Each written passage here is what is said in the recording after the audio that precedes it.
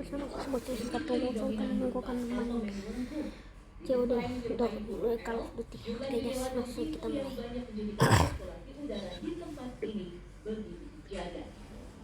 Lawan Theo sendiri bisa diartikan sebagai pintu seribu, meski sebenarnya jumlah pintu baru ini bahkan tak sampai 502.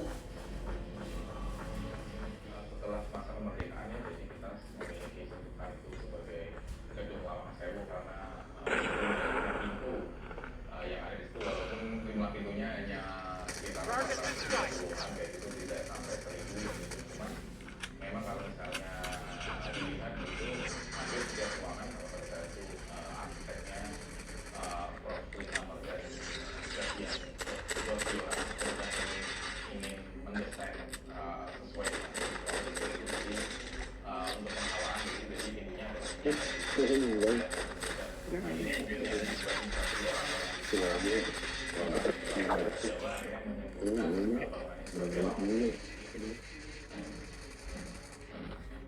pada tahun 1942 hingga 1945, Lawang Sewu diambil alih dan digunakan sebagai kantor Ryukyu Kyoku atau kantor transportasi Jepang. Karena budaya militer telah begitu kuat, para pegawai transportasi Jepang pun memakai seragam mirip dengan budaya militer.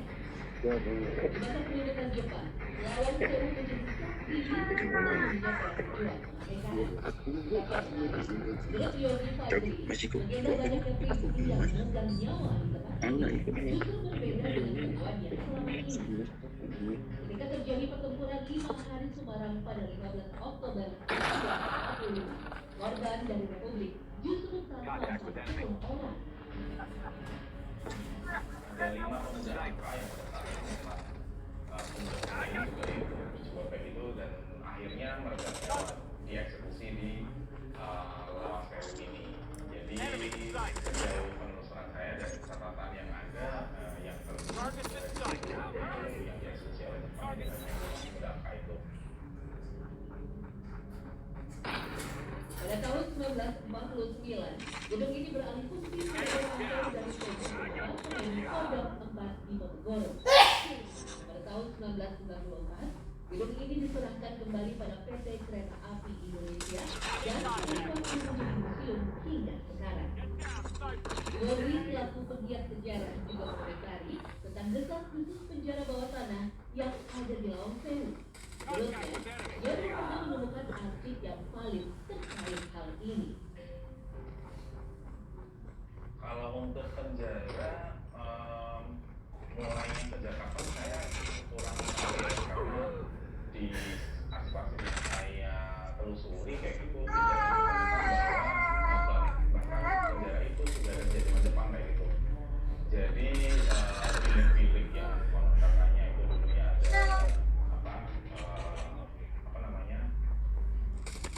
ada uji besinya seperti itu, kok saya tidak temukan juga baik di zaman kolonial maupun di zaman Jepang, dan itu menurut saya masuk akal karena bahkan pada zaman Jepang pun itu masih difungsikan sebagai kantor. Agak tidak masuk akal jika ada penjara di sebuah kantor kayak gitu. Sebagai sebuah saksi bisu sejarah, memang sangat disayangkan jika Lawang Sewu hanyalah sekedar gedung angker, bahkan peran yang justru tak pernah jelas apa usulnya. Secret Story mengungkap rahasia di balik cerita.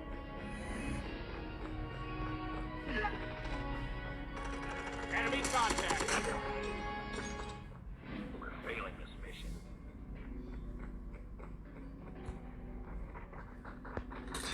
Di kalangan para pendaki Jabodetabek, itu sudah tak asing dengan keberadaan puncak lalanan Gunung Kapur Ciampea.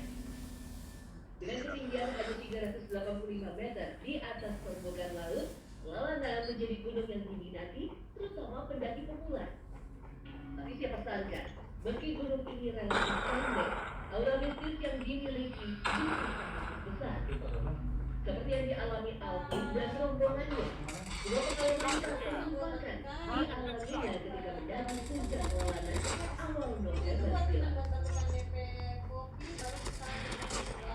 itu kayaknya harinya kita Kamis malam Jumat, nggak tahu juga soalnya dadakan banget. Saya ngechat Alia, terus Ali sama Rafli buat camp di Lalana. Karena dadakan banget jadinya preparing segala macam juga keadaannya. Jadinya kita berangkat dari rumah masing-masing sekitar jam 5 sampai tempat pendaftarannya itu pas maghrib. Meski awalnya ragu dengan rencana yang mendadak itu, teman-temannya pun akhirnya mengiyakan ajakan Alvin. Ragu aja sih ada, itu kan kayak awalnya kan Alvin tuh kayak ngajak gitu kan, mau gak sih buat ngedaki ke Lalana.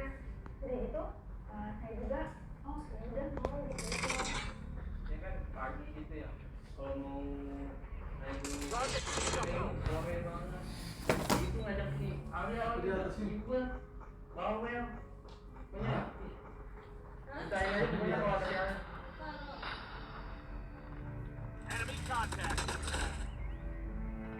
Tepat waktu maghrib, mereka sampai di lokasi pendakian Gunung Kapur. Ada satupun pendaki yang terlihat di loket tersebut kecuali Alvin dan ketiga temannya ini. Hari yang sudah mulai gelap, membuat hawa pendakian ini tak seperti biasanya. Di antara lebatnya pohon jati, Alvin dibuat merinding dengan kemunculan berbagai suara-suara aneh.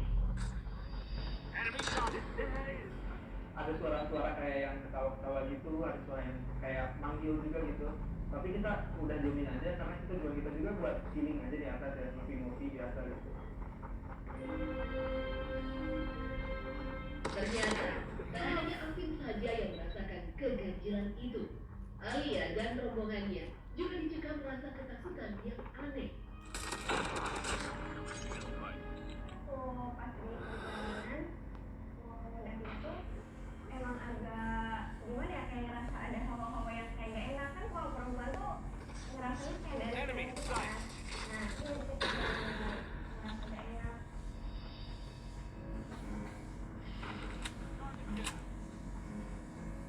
Setelah melewati pos 1, tiba-tiba sesuatu terjadi pada Alia yang menjerit dengan sangat keras. Alia mengaku melihat sekelebat bayangan putih yang terbang di atas pepohonan. Sosok itu dirasakannya terus mengikuti sepanjang perjalanan. Kalau misalnya kita lihat kanan kiri biasa aja, tapi kalau misalnya udah atas lagi itu tuh kayak kelibet sedikit tuh ada apa ya, kayak makhluk-makhluk yang lewat. Iya, begitu yang mana.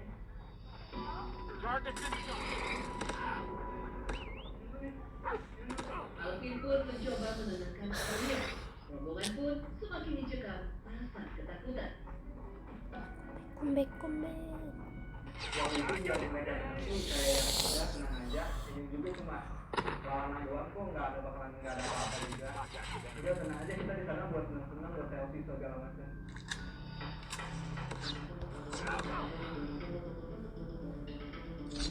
Entah karena rasa takut atau marah karena terus-terusan diganggu, tiba-tiba Alif berkoar seolah menantang keberadaan makhluk astral di area ini. Alif itu orangnya sombral banget, jadi kayak yang bilang dia nih ke si Alia itu sampai itu kan dia nih di sini tuh lama doang, nggak bakal ada apa-apa, kalau ada apa-apa juga tenang, biar gua aja yang ngadepin gitu.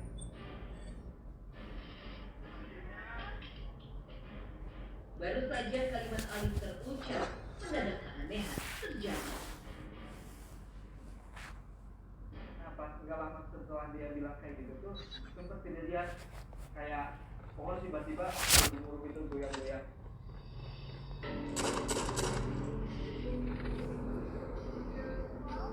Mencoba membuat merasa takut, rombongan Alvin terus berjalan melewati trek yang cukup ekstrim. Setelah 1 jam perjalanan, mereka pun tiba di puncak Lalana. Sejenak, pikiran mereka teralihkan dengan indahnya pemandangan kota Bogor. Tapi, kejadian aneh kembali berulang ketika mereka akan mendirikan tenda. Teman-teman kayak ngeliat kayak sosok perempuan